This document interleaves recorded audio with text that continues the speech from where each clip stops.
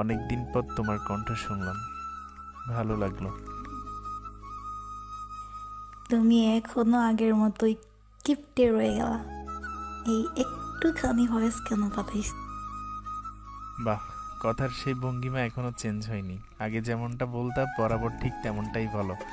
আরেকটা ব্যাপার হচ্ছে, আর কত বলো তো, এমনিতেই এমন একটা কথা বলে গেছো যেটা আমি ভুলতেই পারি না।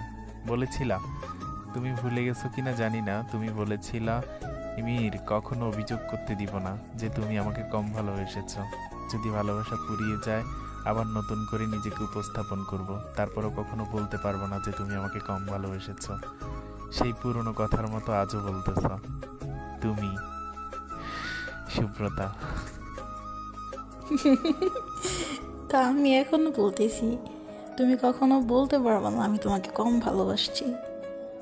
আমি যা দেই তা প্রাণ খুলে দিই। ভালো আমি অবশ্যই বাসছি, ভীষণ ভালোবাসছি। এর বেশি ভালোবাসা যায় নাকি? যদি আমার ভালোবাসা বেশি না হতো তাহলে তুমি আমাকে মনে রাখতা নাকি?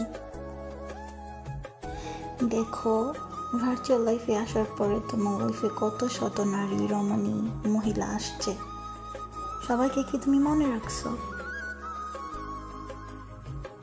সময়ের সাথে সাথে কত মানুষ ধামাচাপা পড়ে গেছে, কত কণ্ঠ, কত নারী ভুলে গেছো।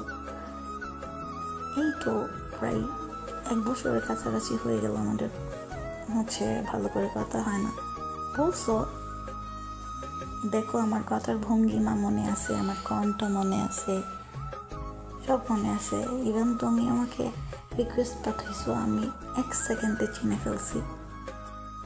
তাইলে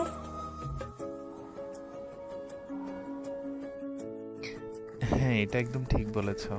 তোমার অভিমানের প্রেমে পড়েছিলাম, তোমার ঢঙের প্রেমে পড়েছিলাম, তোমার ন্যাকামোর প্রেমে পড়েছিলাম, তোমার চিল্লাপাল্লার প্রেমে পড়েছিলাম, তোমার গাল ফুলানোর প্রেমে পড়েছিলাম। আসলে সব মিলিয়ে তোমার মোহনীয় দৃশ্য দেখার প্রেমে পড়েছিলাম। এই সব কিছুই আমার কাছে মোহনীয় মনে হইতো। এই জন্যই আমি তোমাকে খুব আপন করে রাখতে পেরেছি, অনেক বেশি ভালোবেসে ফেলেছিলাম। তুমি কিন্তু ইনসাল্ট করতেছ। তুমি আমার কি বললা? আমি ঢং করি? আমি ঢঙ্গি? কি একটা অবস্থা! আমি মোটেও ঢঙ্গি না। আমি কি সত্যি ঢং করি নাকি? এই ফালতু কথা বলবো না, আমি ঢং টং করি না। আমি সিরিয়াস মোডে থাকি সবসময়। খালি নিজের কাছের মানুষগুলোর সাথে কেমন আহ্লাদি হয়ে উঠি, এটাই যা। ম্যাডাম, আপনি বুঝতে ভুল করেছেন। আমি ঢং ন্যাকামো সব কিছুর ঊর্ধ্বে উঠে যখন বলেছি এগুলো আমার জন্য হচ্ছে একটা মোহনীয় দৃশ্য, তখনই আপনি বোঝা উচিত ছিল যে এটা ভালোবাসা আর কিছুই না। না হয় কি আমি বলতাম মোহনীয় দৃশ্য? হ্যাঁ হ্যাঁ, বুঝছি, হয়েছে। সবসময় এমন কাব্যিক কথাবার্তা দিয়ে আমার মন গলানোর চেষ্টা। মনটারে ডিটারজেন্ট পাউডার পাইছো না, কথা দিয়া গলাই ফেলো। তুমি এটা একদম ঠিক বলেছ। অনলাইনে আসার পর আমার সাথে অনেক মানুষের সম্পৃক্ততা হয়েছে, অনেক মানুষের কাছ থেকে আমি অনেক ভালোবাসা পেয়েছি। তাতে কি আমি কি সবাইকে মনে রাখতে পারছি?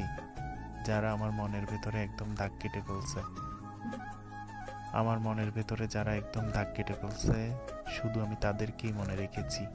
উদাহরণস্বরূপ বলা যায়, পৃথিবীতে অনেক মানুষেরই জন্ম হয়, যারা পৃথিবীর বুকে এমন কিছু কাজ করে যায় তারা মৃত্যুর পরও মানুষ তাদেরকে স্মরণে রাখে।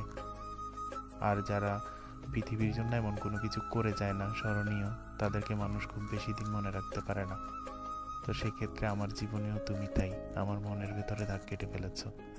সেই মানুষটাকে আমি কি করে ভুলি?